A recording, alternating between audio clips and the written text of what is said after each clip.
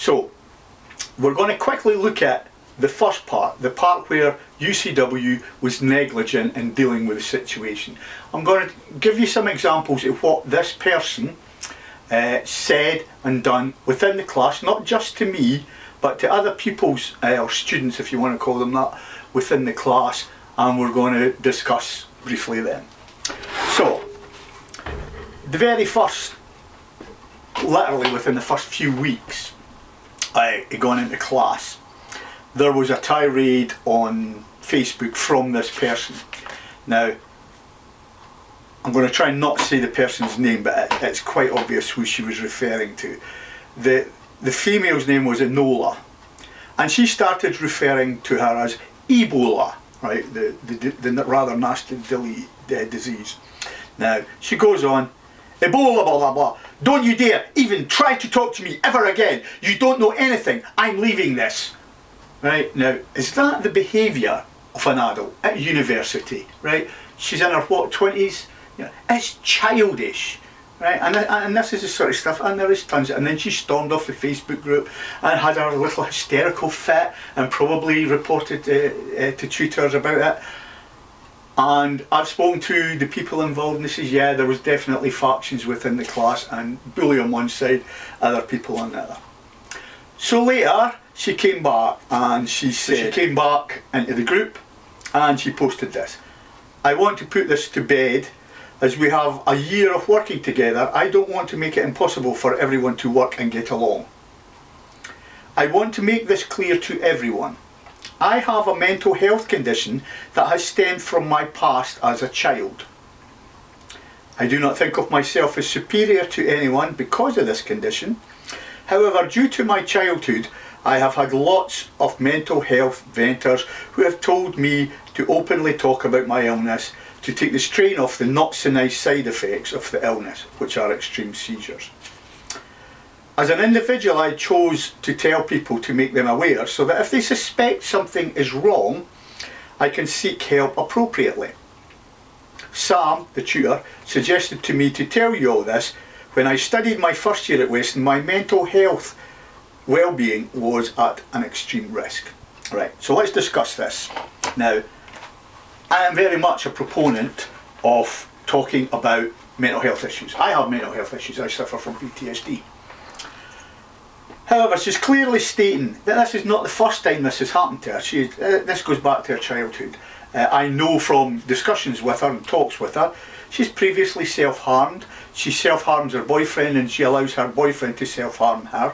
Or not self-harm her, but harm her. But she's saying here she's got a long and checkered mental health problem. She says last year, her first year, it caused her problems.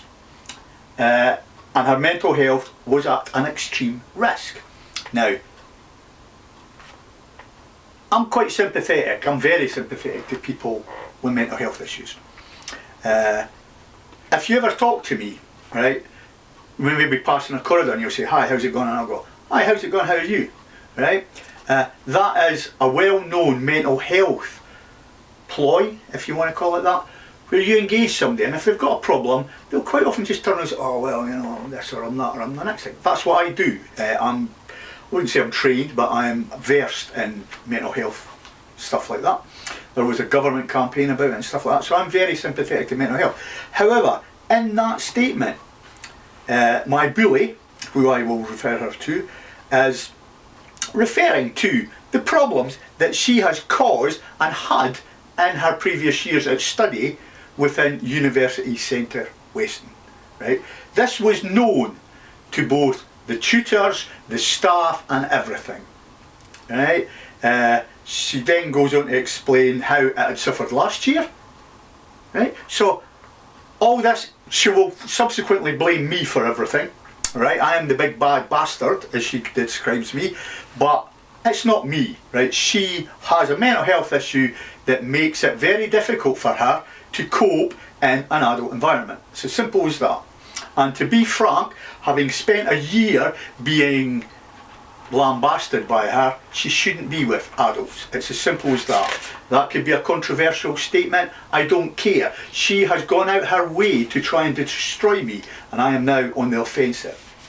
So again, she went on about her tantrums that she'd had against Ebola. What sort of person calls somebody like that, you know? I mean, I've had that. I've been called Dylan and everything like that because I've got the teeth. Wow, there's a fright. And it's the most childish, trivial way of talking to people. But anyway, she went, today when I asked for your opinion on my photos, I wanted feedback on the running theme in my project.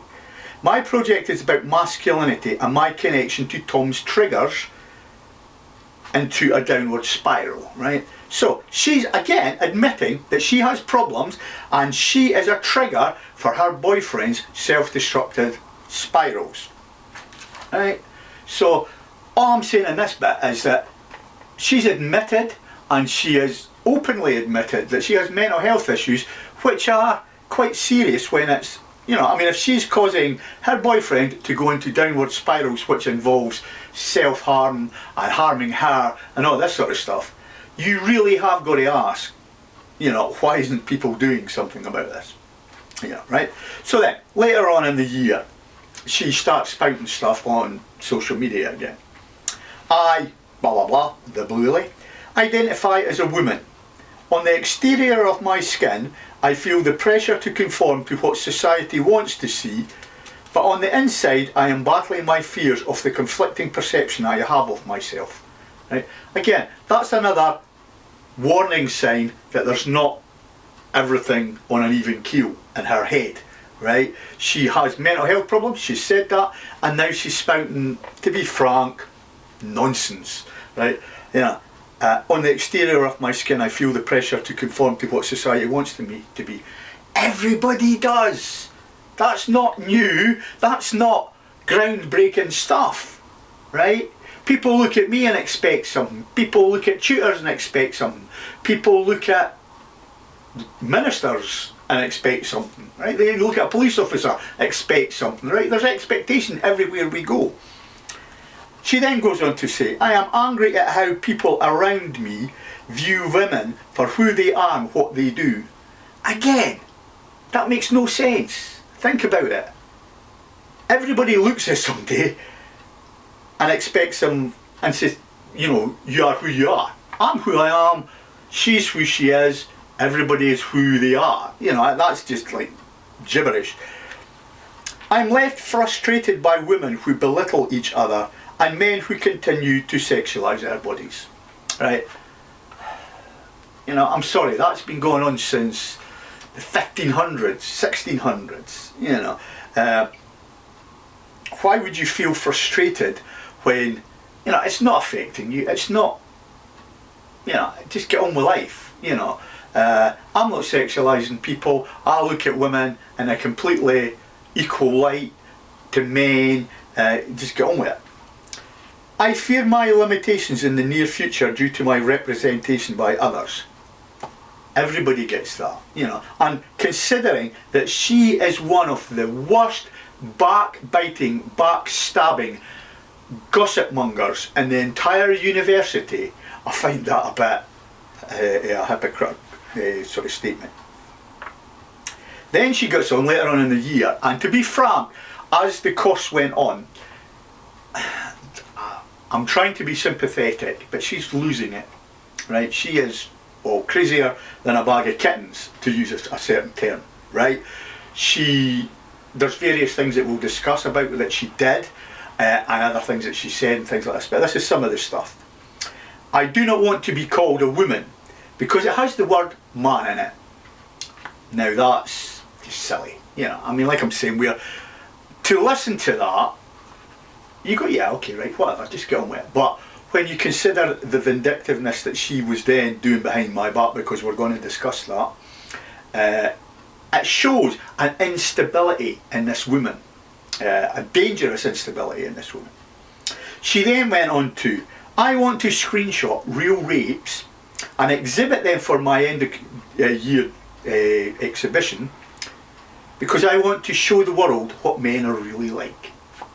No, I'm sorry, men are not rapist bastards waiting for the opportunity to rape every and any woman that meet. That is an absurd statement. It's a dangerous statement. And any of these statements that we've discussed about the real rapes and about stuff like that should have been raising alarm bells at university, but they weren't, and we'll discuss why in a minute. She even started it, going back a bit, she can't go out anymore because she's continually being sexually assaulted. No, I'm sorry, you're not. You know, I don't believe you. You're a liar, right? Any woman that says she is being continually sexually assaulted on a daily basis by evil bastard rapist men has issues, right? Not the men, the person that's saying that. She claims she was in a supermarket car park when a guy just walked up to her and attempted to rape her in broad daylight, and everything like this, demanding oral sex, blah blah blah. You know, and you just go, you know, the first time it happens, yeah, you're sympathetic. You think, well, wait a minute, what's happening here? Somebody's being sexually assaulted. But when you get that on a weekly basis, there's something wrong with the person, not the situation. Then, here's a cracker. I enjoyed this one. You're the biggest sexist I know.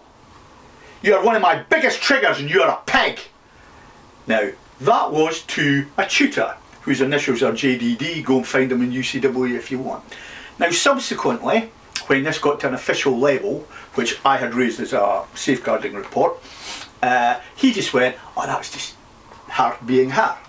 And I'm going, no, I'm sorry. You know, you're saying to me that I could be quite gruff and I could be quite rude sometimes, because yeah, I can, right? I call a spade, right? In case you hadn't realised that by now.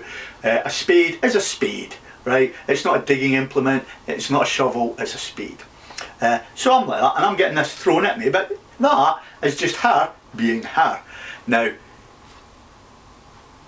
these, as I've said, were not directed at me. The stuff that was directed at me was even worse.